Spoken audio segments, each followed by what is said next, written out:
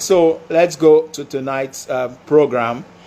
Of course, the way it rolls is that if anybody has any question or you have some thoughts that you want to share with others, some things you want us to really discuss within the 1 hour that this program runs, I will bring you live and then we can discuss.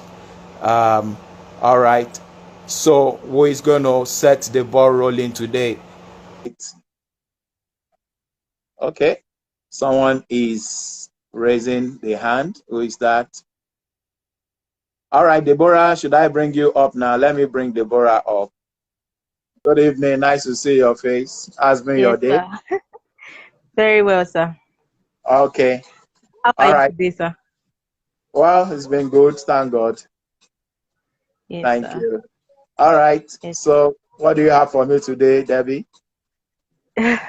Okay, so I have two questions, Okay. and it's on relationship. Okay. Okay, so the first one is if a guy proposes to me now, Okay. or he proposes to me today, um, Okay. what's what's okay, I know I'm supposed to pray about it, I'm supposed to see God's face about it and all, but I want to ask, what's your advice for what should happen within that time? Is it necessary for myself and the guy to still be in communication, like active communication? Is it okay if the guy decides to leave me for like 1 month and not say anything about it, just for me to, just to give me that time to pray, to reflect, to see if it's something I want to go for or not? What's your advice? Is it still good to still keep the communication intact, or there should be a level of separation or distance to All help right. learning and or hearing? Yes, sir. Okay. Let me paint a scenario for you. Let's assume the brother that proposed, you are both in the choir in your church. Okay, sir. You both meet maybe every Saturday for rehearsal, and then very early Sunday morning, you all meet also. Um, and then, of course, after that, everybody is interacting. Okay, so he has proposed to you. There's no way he can, you always have the reason to meet. You understand what I'm trying to say? It's not in every situation that you should always give yourself space. Do you understand what I'm trying to say? It's not in every situation. The truth of the matter is that somebody proposed. The Bible says, trust in the Lord with all your heart, lean not on your own understanding. In all your ways, acknowledge God, and then it will direct your path. So even if it's somebody that your heart, you have interest or your heart is going for that person, the right thing to still do is to pray to God. But you see, the only time maybe when you can ask for that gap is when you feel that emotion is already running haywire. You understand? Emotion is running. Demola on your low. Thank you so much, my brother. Thank you. Emotion is running haywire already. And then that emotion is so much infringing on your prayers. You can't pray straight. You can't pray directly. Something inside of you is already screaming that why not just say yes to him? Yet you just feel I need to pray. That's when the issue of giving ourselves space is always can come in. But you see, if I am in charge of my heart, my emotion is not playing any pranks on me. You understand? We don't need to put that distance there. So it is a two-way thing. Yenko Lugbodi, thank you. How is a dead man walking? Your book doing? Well done, my brother. Okay, Debbie. So do you understand? So please, it's not every time that we need to put the distance there. That once I feel I can't think straight, the more he's talking, the more I feel that his talk is influencing whatsoever my decision is going to be, then we should ask for that space. Is that okay? So Yes, it's not sir. a straight, it's not one, a one-way thing. You said there's another question. Yes. Okay, so the second question is, so when relationship starts, you are Okay. like, I'm cutting a guy, and so what's your advice for, how am I to put it now? It's still that, Put it it still anyhow. revolves around it still revolves around having to see or meet, or what's the idea? Because some people say that, okay, maybe you meet in church, meet in your pastor's house, meet at a restaurant where everybody's seeing you, do meet in the house together with him. Once it's 7 p.m., make sure you leave. And then some people also say that it doesn't really matter, that if he has maybe lost or something in him, he has it. So whether you are not seeing 1 month or you are seeing together in the room, it doesn't necessarily matter. So what's the balance to this, sir? All right. The balance is that make no provision for the flesh. Of Mm. course, I know you're talking about Christian relationship now. You understand where it is actually God had said the marriage bed should not be defiled. And we are Okay. talking about fornication. Fornication is having sex before marriage. You understand? So when we are Yes, in sir. relationship, we should actually be very careful not to make provision for the flesh. The same emotion that I talked about has a way of really, really running haywire. In fact, Mm. you can't, it's not even about lust now. It's more of the infatuation and everything that keeps flowing, and you want to be in the presence of each other. And then, of course, if care is not taken, we start holding. And then, if care is not taken, it's always a gradual thing. And before you know it, we want to start pecking. And then the next moment, we want to do the actual kissing. And then it want to do read very well. So to avoid us not falling into temptation, you understand? They said, Okay. lead us not into temptation. So we also should not lead ourselves into temptation. So we should Mm. always flee from every appearance of temptation or evil before it happens. You understand? So, Yes, of sir. course, the advice is always that if the two of you are going to see, the best bet, of course, if you are church people, meet in church. If you want to go and see yourself, meet in open places. If you have to go to your houses, the advice is that don't let it always be that it's just going to be the two of you that's going to be at home. You understand? Mm. There should always be people around. Those things is just to help the two of you not to fall into the sin that we can actually do, um, that we can guide against. You understand? So my advice also is that please, if you want to keep your virginity or keep your purity until marriage, avoid things that can lead to temptation. Is that Okay. okay, Deborah? Yes, yes, very Uh, okay. Thank you very much, sir. all right. Thank Yeah. you. Have a Then nice I think evening. someone asked the Okay. question, sir. I don't know if you saw it. Okay. What's the question? I think she said, what to do to an impromptu proposal. Like, if you get an impromptu proposal, what should you do? Now, marriage proposal or business proposal? All right. If it's I marriage. will assume that it is even if it's relationship proposal. So many some sisters, it's only very few sisters that always know that some brothers are planning to propose. There are some brothers that can be so sudden. They will just come out of the blues and then they are just throwing proposals all over the place. Yeah. If it's relationship proposal, of course, whether you are sure of the person or it's impromptu, your response should always be thank you. Of course, is a man that lady most cases, you know. For when a man proposes to a lady, every lady should actually be appreciative, because the truth of the matter is that it's not every lady that's been proposed to. Many are still wishing that somebody will just open his mouth and just say that word. The people are not coming. So if somebody is has proposed to you or is proposing to you, please don't take it as an offense. Go ahead and pray if you think you need to pray about it. And if you are so sure that it's still the way to go, still ask the person just very politely to give you time to go and think over it and pray over it.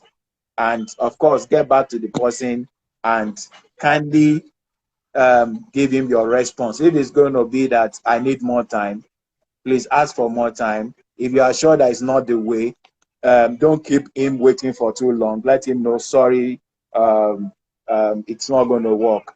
I'm so sorry, yet I still appreciate your coming.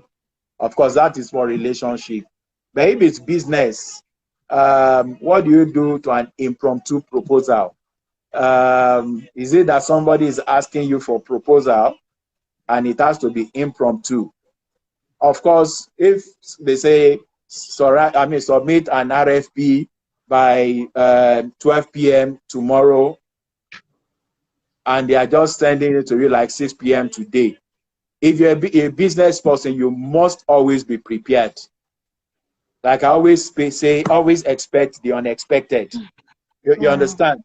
And of Mm-hmm. course, if it's impromptu and you still have some hours to put it together, the only thing that's going to happen is that you're not going to sleep. You're not going to sleep.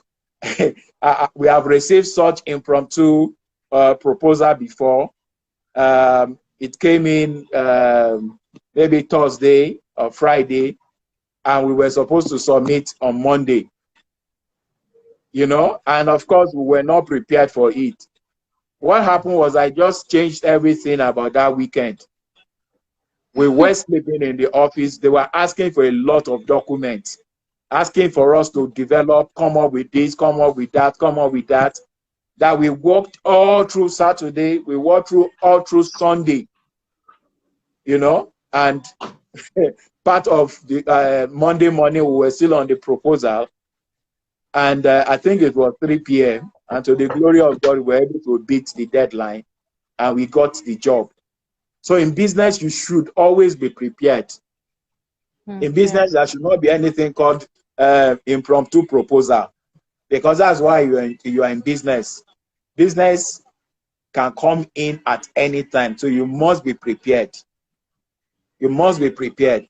And if it's that they just called you and they are asking, okay, maybe the person have read my book and I got the proposal from our first client and I was the only staff and I was going to go for presentation. Of course, I prepared my presentation. Then because it was a multinational, I know it's not going to be professional for me to just be a one-man riot squad. And I just walk to that place and say, yes, I am BCI. And say, where are the rest of you? And say, no, I'm the only one. I'm the driver and I'm everything. You understand? Yeah.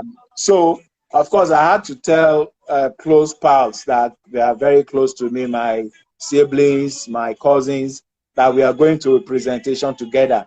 But of course, I knew I was going to do most of the talking. And of course, I know it's when you go for presentations, there's a way that they throw general questions also, or general remarks that everybody can respond to. And that was what happened. And we really, really did well. They never knew that we were not all working in BCI then. I mean, that was before we had staff. So nothing should meet you impromptu. You must always be prepared. You must always, always be prepared. I mean, that is the motto of Yeah. the Boy Scout. You understand? So if I answered your question well, please let me know. And if there's another dimension to it, kindly let me know. All right. So Debbie, thank you. Do you have Yes, sir. anything other coming in your, rolling in your mind? No, no, sir. No, no. No. Okay. All right. Thank you. Have a Yes, sir. nice Thank you, night. sir. All right. Yes. Good. All right. Okay. All right, Lamide, thank you. What did you say you learned from me? I've learned this from you, sir, and it worked for me. Wow. Do you want to share the experience, Lamide?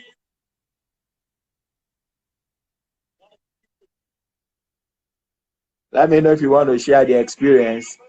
Um, all right, my elder brother is here, Atunji Olubodi. Baba, nice to see you. Welcome, sir. Um, Ife, nice to have you here. All right, Kemi Senami. Kemi, are you ready for me?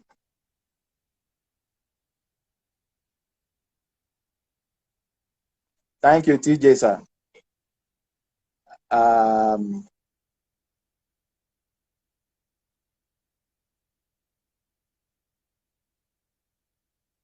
okay. Do you want to share this with us live? Olamide 1435. Do you want to share the proposal testimony with us? Are you able to do that presentation? All right. I may bring you in after Kemi Senami. All right. All right. I'm bringing Kemi in now. Nice to see your face. Same here, sir. How was your day? Oh, very fine, sir. All right. Okay. So what do you have for me tonight, Kemi? Okay, sir. Um, like I came in late, so I have to Okay. apologize for that. But when I No came in, problem. I thought that you were talking about relationship, and it just crossed my mind that okay, what in a situation whereby you have someone come up to you, and it has to do with relationship, and the person felt okay with it at first and said, okay, how about you maybe the person has even proposed and later you just don't hear from the person again. What do you think might have caused that? Or what do you think might be going on? Do you think that the person that was proposed to should follow up, or the person should just let it go because the other person is not talking about it again? All right. Somebody proposed, and maybe why the most times his brothers that propose, Abby, and then his sister was still ruminating on it and praying about it, and then maybe the Yes. brother just came again and said, or just got silent about it, something like that, and never Yes. even showed up again. Yes. All right, yeah. At times, we think we know what we want, and then when we actually consider things very well, most times when we jump into the real act of it, and then suddenly you just discover that no, this is not the way I want to go. You understand? Some people at that point always apply the brake. But you see, relationship is for matured people. Even if I felt this is where I want to go before, and then suddenly I just discover that no, no, no, no, no, no, no, it's not going to work. I mean, maturity demands that we approach ourselves and say, I'm very, very sorry. I'm sorry. I'm not really feeling good about this thing, and I don't think I want us to start something that I'm already feeling it's not going to work. You understand? It's a matured way of, it's always like when you are coding, you will do the open end, then that you must close it. If you open it and then you don't close, of course, you're not going to get any. It's not going to get. I mean, what's that in programming? It's not just going to respond.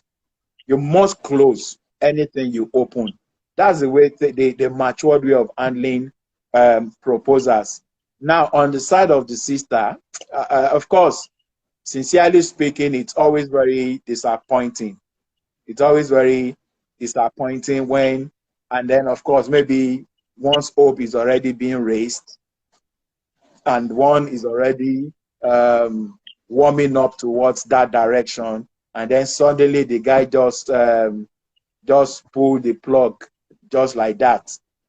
But you say the way I always say it is that we should always count it all joy when all those things happen, and all things work together for good. You understand? Yes. It's better that it goes that way than to go into a relationship that will end in marriage with a man that from the onset feels that I'm going in the wrong direction. It's going to make the life of that sister so miserable.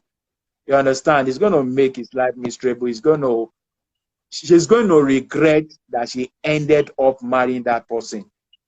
So any day, anytime, every disappointment, like they always say, is what A can blessing. end up being a blessing. You understand? And then, of course, like I always say, um, when somebody that has nowhere that is going comes to block your way, it will hinder somebody that has a place to go with that sister from approaching you. So it's better they move out of the way so that the right person can come. And of course, I know it hurts, but time always take care of hurt. You understand? Time will heal the hurt, and then we can look forward to something new. Is that okay, Okay. Kenny? Yes, Any sir. other thing? Yes. Yes. I have another one. I was thinking Okay. of um your book this evening when you raised it and you were like it's going to be Black Friday, it's going to be cheap. I just want to encourage everybody to buy and send, even if you've already you've read the book, just buy and sell. Because this morning as I was going to work, I was listening to the news, and a year one student of a of a university committed suicide. And people as in people around him said, on his Facebook page, he has been writing things about Jerusalem. Maybe people thought the Jerusalem we were talking about was the physical Jerusalem, but he has been writing things, and before they know what was happening, he committed suicide. So I wanted to you will still have to talk about that. And then I don't know why. I've been there before, and God used you to help me. So I don't know. Maybe you just talk to people. A lot of young people are going through a lot What of. have you been? What were you in before? It's good I've that been. you help people. What were you in before that God helped you Okay. out? Yes, I've been in the. I know that. You don't need to give I've been us in the details. yes, I've been in a situation whereby I was thinking of committing suicide, and thank God, our paths crossed. I got to meet you, and I cannot forget those words you've told me all the while. But later I still saw that even while listening to you, there is still something that needed to be done to me. And I felt that okay. And I started as I started reading the word of God, the thought of suicide, the thought of anything that has to do with suicide vanished from my heart. So I think a lot of people, Wow. Remind me one of the things especially I young told you people, then. they need that encouragement. They need someone to talk to them also, so that they can get out of any thought of suicide. Like just like Uncle Fijabi said the other time, life is sweet, so why will you commit suicide? So maybe you just Remind me share one it of those. again. Hello, Kenny. Remind me one of those things I told you then. Yes, I You know, I I say a was lot of things, and talking.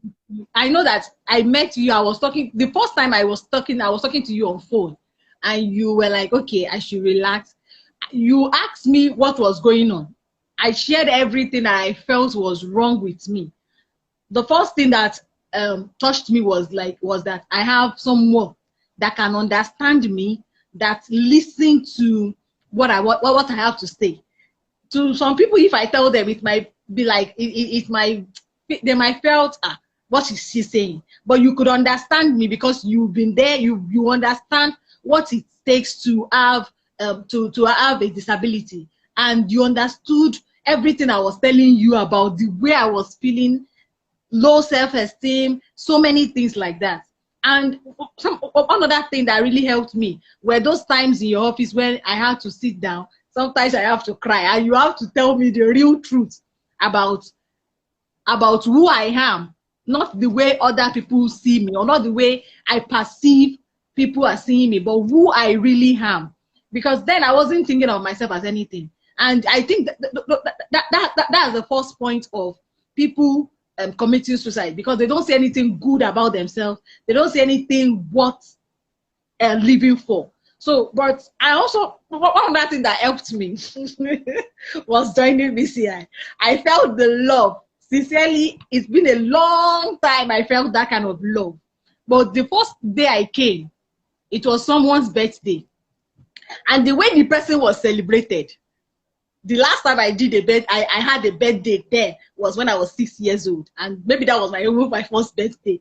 So, but when I came and the love they were showing that person, something tells me that very day that I'm in the right place. And I just felt, wow, I'm in the right place. And the fact that sometimes when I meet my colleague on the road, you know, I told you all these things. When I meet them on the road, I was like, okay, you people be going, no, I'll be coming. I see so many of them, they will wait for me, and we will just talk and talk and talk before we get to the office. I wasn't used to that before. So all those things helped me. I saw that I'm valuable. I saw the value in me. And before I knew it, my self-esteem started picking up. It just went up. Thank you, Kemi.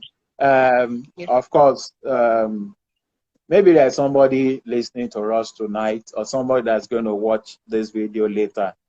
There are some lies that we always tell ourselves. There are lies that the world tells us, and there are lies that we allow the devil to tell us.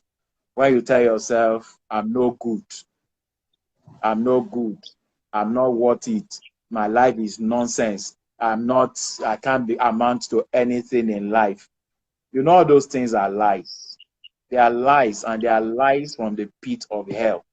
Who told you you are no good? The one that created you said you are fearfully and you are wonderfully made. How can you say what is contrary to what your creator is saying? He says you are fearfully made. You are wonderfully made.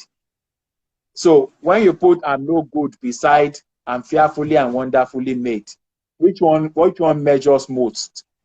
So we need to now start seeing things the way our creator sees us. And then people say, nobody wants to help me, nobody loves me, nobody cares. The truth of the matter is that all those things are lies. You are telling yourself what you want to hear so that you can finish yourself. But instead of you telling yourself all those things, why don't you change your thoughts, change your mindset, and tell yourself that, I mean, even if it's this bad, I know it can get better. You understand what I'm trying to say? Somebody said, he said, by the time I'm out of this trouble, I'm going to be as bright as gold. Yeah. So most times we see from the negative side, we don't see the positive side, we don't see the tomorrow. And like I always tell people, today is today, tomorrow is coming. And like somebody said, your tomorrow is a blank check. It's only you that can allow your yesterday and your today to rubbish your tomorrow. Though your beginning may be small or battered or bruised, your end shall be exceedingly great. Those are the things I believed that have helped me in my life. Regardless of what is happening now, is what you believe in your heart that's going to guide you. As a man thinks in his heart, so are you. If you tell yourself, I can't amount to anything, and you keep telling yourself, your word will shape your life. Yet there are some people that are struggling and being battered and being bruised. Yet they are saying that I will comfort as good. My life will be better than this. All right, so please, suicide had never been an option. More especially for students, you fail exam, and you think the next thing is for you to go and commit suicide. Ask many people that have gone to higher institutions.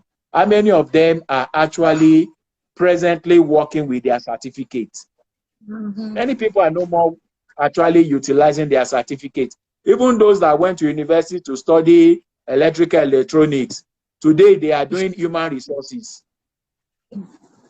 So at the end of the day, whatever you set out to do may not be what you are going to end up doing in life. So everything is in stages. So why finish yourself because you're at a stage? All right. So I think that's going to help someone. Of course, you spoke about Through It All. The truth of it is that I wrote Through It All because I felt people needed to be encouraged. I went through a lot of difficulties in life and challenges in life. And one of those things that saw me through was that I was always hopeful. I was always optimistic. I was always looking for a better tomorrow. I was always telling me, no, it's not going to end this way, that something is going to be better. Even when I was trying to enter a relationship and things were not working out, I kept on telling myself, I deserve the best. I deserve the best. If I talk to you and you tell me no, it's because you are not the best for me. I deserve the best. You understand? So tell yourself things that's going to encourage you, not things that will push you down. All right, Kemi, thank you. We are seriously running out of time. It's been nice talking to you. I want Lamide to share what she was trying to type, if she's still with us. Lamide, are you with us? Would you want to come up now? Yes, Kemi has been healed. She's seriously healed.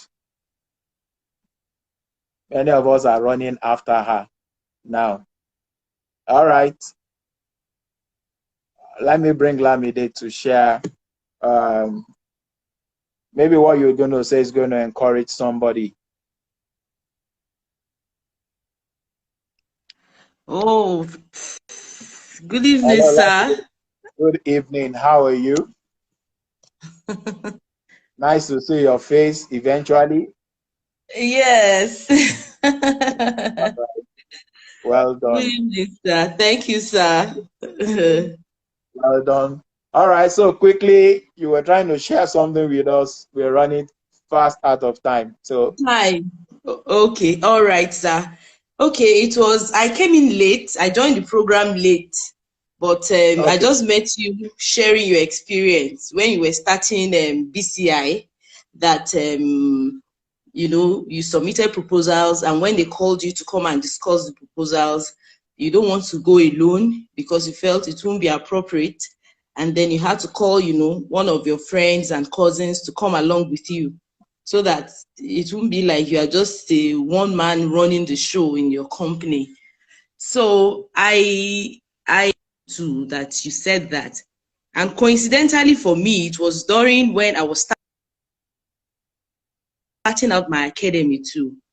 And I've actually submitted some proposals somewhere, and then they've called me. If I had not seen that program that day, I would have just gone alone because I never knew that I'm supposed to do it that way.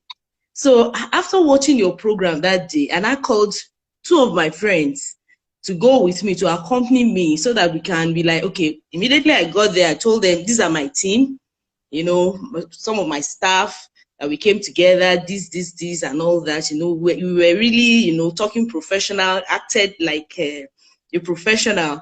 And at the end of the presentation, it went well, they received us better, well, you understand? So that was what I was trying to share the other time, that I've used it before and it really worked for me. I would have goofed if I had not seen that program, because I would have just gone alone and would be like, he said you are from Amari Life Skills Academy, so are you the only one or something like that? So it's good. So that's All what right. I want So, to. so you got the job eventually. Yes, I got it. I got it eventually. Wow. I got it All right. eventually. Yeah, So eventually. always be prepared. That's just one of those So things it's in life. good. Don't ever be caught unawares, and let Yeah, wisdom lead you in life. I in think you life. just need wisdom. You know, all right. Okay, you keep hearing me. You know, there was a day that they were going to deal with David, one of the kings, the second king that ruled in Israel.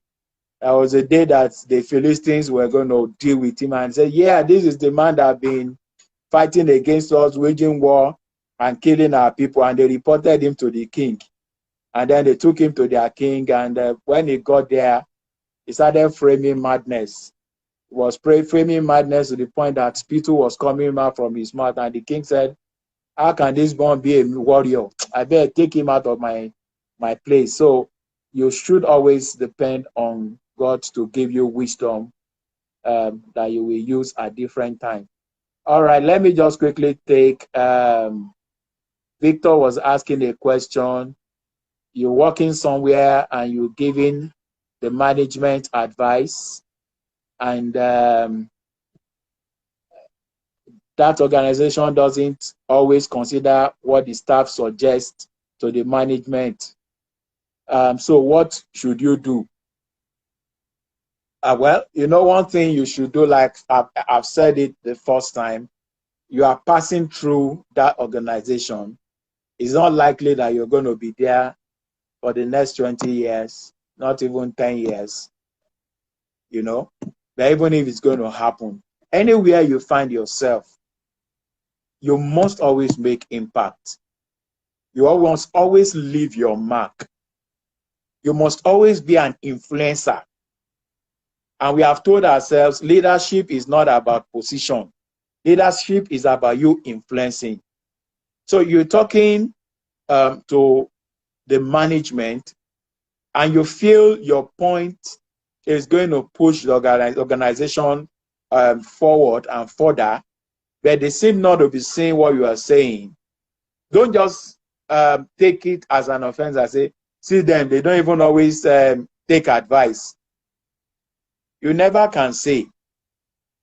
Maybe you need to meet them one-on-one. Meet the management team, meet the CEO, meet anyone and tell them, this is the idea I have in mind. Let's even give it a trial. Let's do a pilot test of it. You understand? If you give up, that means that even you never believed in the idea you were giving to them. But if you believe that it's going to really work, don't expect people to always accept what you want to tell them at the first instance. But if you believe it's going to work, by the time you insist and you keep talking about it and you're enthusiastic about what that idea, they are going to bend to say, this guy seems to know what he's saying. Maybe we should listen to him.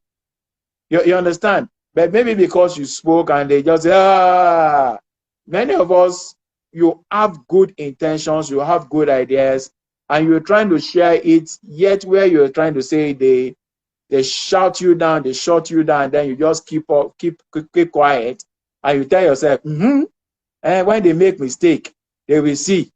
Maybe I've tried to tell them. That is not maturity. That is not part of the trait of a leader. You must be an influencer. If you believe it, keep going. Take it one step forward and one step forward. You understand? I remembered when I was working in the bank, and normally we get to the bank around 7:30. We open to the clients around 8 o'clock. And those days, I think we close to customers maybe 4 p.m. or 5 p.m. I can't remember again. Those are the days of manual banking. And of course, after we have shut down to clients, that is when we are trying to balance our books. The cashiers are trying to finish posting the transactions for the day. And most times, if you're going to leave that banking hall very early, maybe 7 p.m., most times 9 p.m., and then when the account refuses to balance and you're looking for one 5 naira or 50 kobo or 1 naira from a place, we are there till 10 p.m.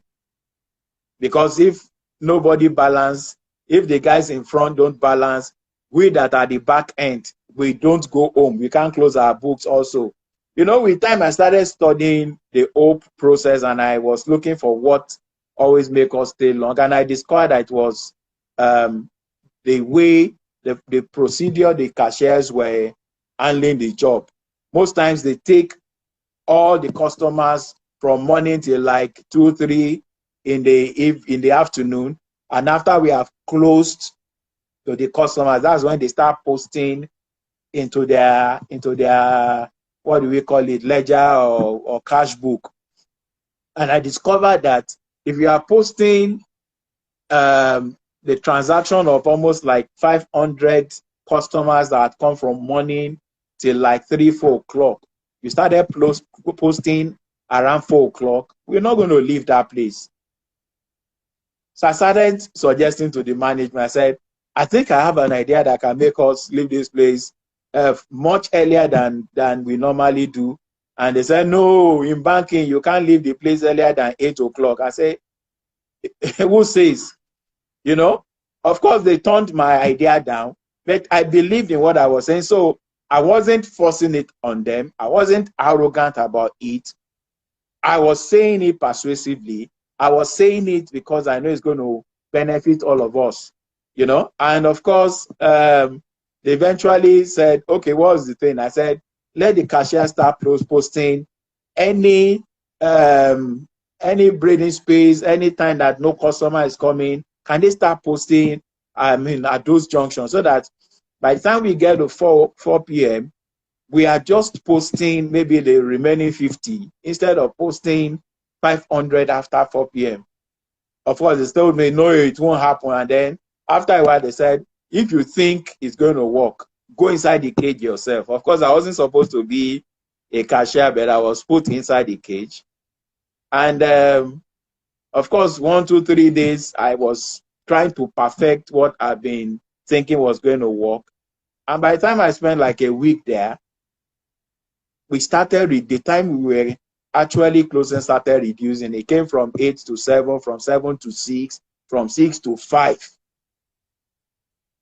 And with time, most of us started going home, even when it was still, the day is still, it's not gone dark. You understand? And people started seeing our faces. So what I'm saying in essence is that, please, if you know it's going to work, don't just pick offense. Be persuasive about it. Keep telling them, and who knows, one of them may just decide to take it up and say, okay, let's try it. And if it works, fine. If it doesn't, then let them try something else. You understand? But please don't take offense. Keep telling them, because you are part of that system, and that's why you are there. You understand? You are there to influence. Let them remember that you passed through that organization. Let them remember you 5 years from now and said, oh, see what this guy insisted that we should do, and it worked for us, and that's what is still making our work progress up till now. So be a game changer. Don't just pick malice and say, no, they don't even listen to us here. I hope that will help you, Victor. Now we have run out of time. Abel Ward says, God bless you abundantly, sir, for the fantastic work you're doing. I celebrate you. Thank you, Abel Ward 1. I celebrate you too. I celebrate everybody. It's because you all came. That's why this program can be here.